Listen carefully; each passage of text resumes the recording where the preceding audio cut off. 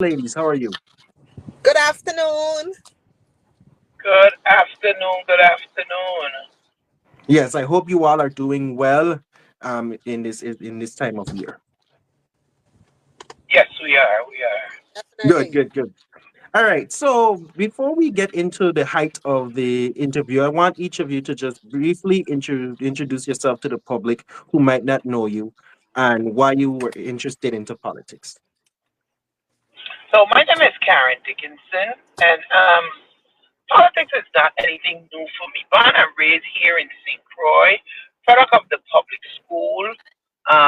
Politics has been a thing in my family.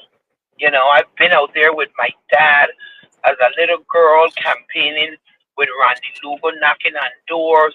Those were the days when people truly had national pride and really cared about their community and was really involved with election and realized that their vote was important. So me in politics is nothing new to me. Um, Advocacy is nothing new to me, but it's new on a broader scale. And so I got interested into this because of the people that I serve.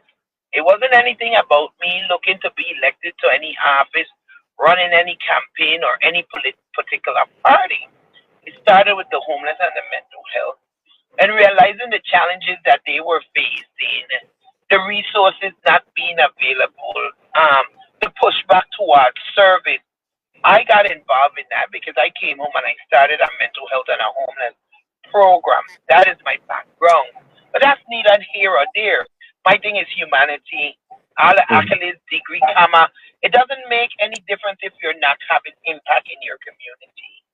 And mhm, so I started with them and realizing that the challenges that they were facing came from people who created policies and procedures that did not include them, mhm, or wasn't for them. And that is how my advocacy started, my politics fight started, because I realized their situation just didn't start with them. It started with government, a lot of it started with government. And that's how we're where we are today. mhm. Thank you so much for that, Dr. Peter.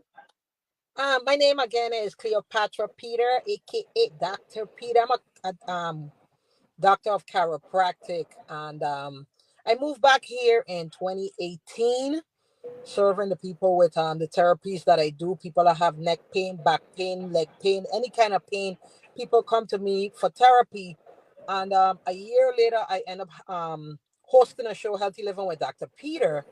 And on that show, I always talking to people about, eating healthy, taking the right vitamins, boosting your immune system. And boom, 6 months later, COVID hit. Mhm, And I lived my life this way. So when who I was working for, they wanted to shut down the clinic, I told them, no, I need to be there for the people. So I never mhm, backed down from that. And I stayed there with the people, treated them, people that had COVID, gave them remedies. Nobody that I treated died from COVID because I make sure I explain to them how the body functions. All right. mhm, It's about boosting the immune system, giving the body the right um, vitamins and nutrients that it needs to survive. And mhm, then the following year, which was 2021, I think I heard when the governor said he may have to mandate vaccines to protect us from mhm, ourselves. And that is when I realized we have a problem here. How could we have our leader don't even understand what's in the vaccine, and mhm, he wants to just vaccinate a whole population of people? And what if it wipe us out? mhm, What if so my whole thing is I started protesting with the nurses because at the same time they wanted to fire the nurses if they were not mhm, vaccinated. So they end up having a protest at the hospital.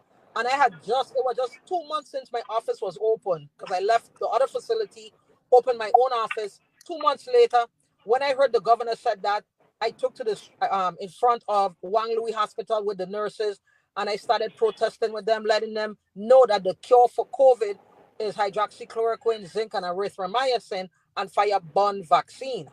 And right there, I mhm, realized we have a problem in the community.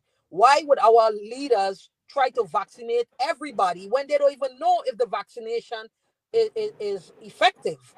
And mhm, then we come with Ty Hunt. Ty Hunt, who is the leader of the Department of Health. And she was Mhm. actually sending messages to the doctors, threatening the doctors. And one of the first messages I saw was, any doctor that attack against the vaccine, I want a name. And I said, what is going on here? So I went on my Mhm. program and I let her know, hey, you could threaten all the doctors here, but you're not threatening me. Because Mhm. before I was any doctor is a crucial IB and we don't do bullying. And three Mhm. days later, she sent an updated email and the threat was gone. And I found it weird. If you making policies that all doctors need to follow, why did the threat disappear as soon as I started talking? And I Mhm. realized that they was trying to see how they was not proactive in saving the lives of the people of the Virgin Islands. And then we had Kenny Gittins who had COVID. I end up telling somebody to tell him what to take: Mhm. hydroxychloroquine, zinc, erythromycin. He took it. I have proof that he took it. Me Mhm. and him, we started texting each other back and forth.